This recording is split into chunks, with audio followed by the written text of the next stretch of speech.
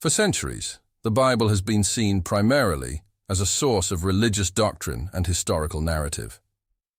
But what if I were to tell you that you can peel back this layer?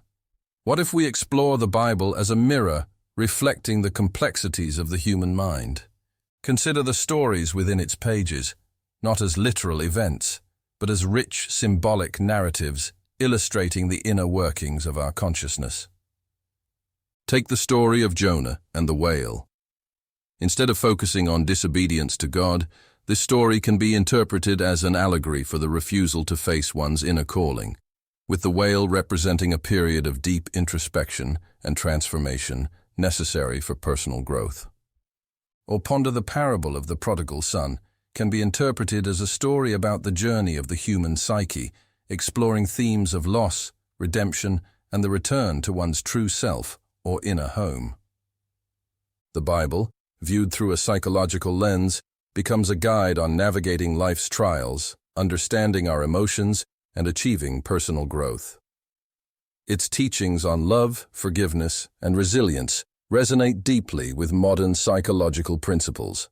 They encourage us to reflect, to understand our motivations, and to grow beyond our perceived limitations. In its pages, we find not just commands or doctrines, but invitations to introspection, to transformation, to finding peace within. In this video, I'm going to explain how to look at the Bible as a journey through the human psyche, a map towards personal enlightenment, and a companion in your quest for a deeper understanding of yourself and the world around you. The Bible transcends religious boundaries. It emerges as a timeless testament to the human experience, offering wisdom and insight into the art of living, the challenges of growing, and the beauty of becoming. Let's look at 3 stories. Let's start with Jonah and the whale. Instead of focusing on disobedience to God, the story of Jonah and the whale can be interpreted as an allegory for the refusal to face one's inner calling, with the whale representing a period of deep introspection and transformation necessary for personal growth. The biblical story of Jonah and the whale is found in the book of Jonah.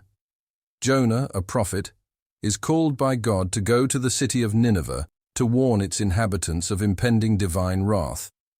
Instead of obeying, Jonah flees. He boards a ship headed in the opposite direction. God sends a great storm.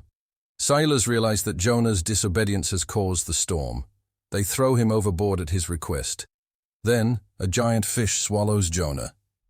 Inside the whale, Jonah spends 3 days and 3 nights. During this time, he prays to God, expressing his distress and commitment to God's command.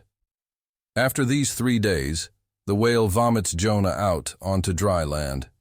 Jonah then goes to Nineveh and delivers God's message, leading to the city's repentance and salvation from destruction. Now let's consider its interpretation as an allegory for personal growth. Jonah's initial refusal to go to Nineveh symbolizes the common human tendency to resist or flee from our inner calling or true purpose, especially when it demands stepping out of our comfort zone or facing difficult truths. The storm that engulfs the ship can be interpreted as the inner turmoil and chaos that often accompany the refusal to confront or accept one's true path. It represents the externalization of inner conflict. Being swallowed by the whale represents a period of enforced introspection and isolation. It's a metaphor for those times in life when circumstances force us to look inward, confront our fears, and reflect on our choices and purpose. Jonah's time inside the whale is symbolic of a transformative process. These 3 days and nights can represent a period of deep introspection, self-evaluation, and spiritual rebirth. It's a time for facing the self, understanding personal weaknesses, and preparing for change. Jonah being vomited onto dry land symbolizes rebirth or a second chance. It's the moment when, after a period of inner work and transformation, one is ready to embark on a new path with renewed purpose and understanding. Jonah's eventual journey to Nineveh and the successful fulfillment of his mission represent the empowerment and sense of fulfillment that come from embracing and living out one's true calling. It shows that facing one's fears and responsibilities leads to growth and positive outcomes, not just for the individual, but also for others. The repentance of Nineveh as a result of Jonah's message underscores how personal transformation can positively impact others. It's a reminder that personal growth often extends beyond the individual, affecting the wider community. In summary, the story of Jonah and the whale can be seen as an allegory for the journey of personal growth and transformation. It illustrates the challenges of facing and accepting one's inner calling, the transformative power of introspection and overcoming fear, and the fulfillment and positive impact that come from embracing one's true path. Now let's look at our second story, the Exodus. The journey of the Israelites from slavery in Egypt to the Promised Land can symbolize an individual's journey from a state of limitation, psychological slavery, to liberation, self-actualization, and freedom. The story of Exodus tells of the Israelites' journey from slavery in Egypt to freedom in the Promised Land. The Israelites had been enslaved in Egypt for generations. Moses, an Israelite raised in Pharaoh's household, was chosen by God to lead his people out of slavery. After Pharaoh repeatedly refuses to let the Israelites go, Egypt suffers 10 devastating plagues. Finally, Pharaoh relents, following the 10th plague, the death of the firstborn sons in Egypt. The Israelites leave Egypt, but when Pharaoh changes his mind and pursues them, they find themselves trapped by the Red Sea. God miraculously parts the sea, allowing the Israelites to escape, and then closes it over the Egyptian army. The journey to the Promised Land, initially expected to be brief, extends to 40 years due to the Israelites' disobedience and lack of faith. Throughout this time, they face various challenges, receive the 10 Commandments at Mount Sinai, and undergo a significant transformation. Eventually, a new generation of Israelites, born in freedom, enters the Promised Land. The Israelites' enslavement in Egypt symbolizes a state of limitation or psychological slavery. This can represent anything that binds or limits a person's potential, such as negative beliefs, fears, societal constraints, or personal traumas. Moses represents the inner guide or the part of oneself that seeks liberation and growth. He symbolizes the courage to confront one's limitations and the willingness to lead oneself towards a better state of being. The miraculous crossing of the Red Sea can symbolize the pivotal moments of breakthrough in personal growth, where seemingly insurmountable obstacles are overcome through faith, determination, and perhaps a leap of faith. The 40 years in the wilderness represent the often long and challenging process of personal transformation. This period is marked by trials, learning, and growth, much like the journey of self-discovery and overcoming personal weaknesses. The giving of the law at Mount Sinai can symbolize the formation of a new moral and ethical framework, a necessary part of personal development where one establishes values and principles to live by. The new generation entering the Promised Land represents the fruition of the journey of self-actualization. It signifies reaching a state of liberation and freedom where the limitations of the past are overcome and a new, freer existence is embraced. The Promised Land symbolizes the state of self-actualization and fulfillment. It's a metaphor for achieving one's potential, finding one's purpose, and living in a state of freedom, both psychologically and spiritually. In summary, the journey of the Israelites from slavery in Egypt to the Promised Land can be seen as a metaphor for an individual's journey from a state of limitation and psychological slavery to one of liberation, self-actualization, and freedom. It's a story of transformation, overcoming obstacles, personal growth, and ultimately achieving a state of fulfillment and purpose. Now let's look at our third and final story for this video, the prodigal son.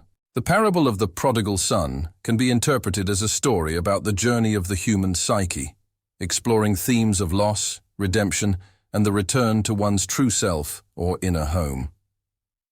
It is a story Jesus tells in the Gospel of Luke. It's about a younger son who asks his father for his share of the inheritance. The father complies, and the son leaves home, squandering his wealth in reckless living. After he has spent everything, a severe famine strikes the land, and he finds himself in dire need. He takes a job feeding pigs, but even then, he's so hungry he wishes he could eat the pigs' food. Coming to his senses, he decides to return to his father, planning to ask for forgiveness and to be taken on as a hired servant. However, when he returns, his father welcomes him with open arms, celebrating his return as if he were dead and is now alive again. Meanwhile, the older son, who had stayed and worked diligently for his father, becomes angry and resentful at the celebration for the younger brother. The father explains to the older son that it's fitting to celebrate, for the younger brother was lost and is now found.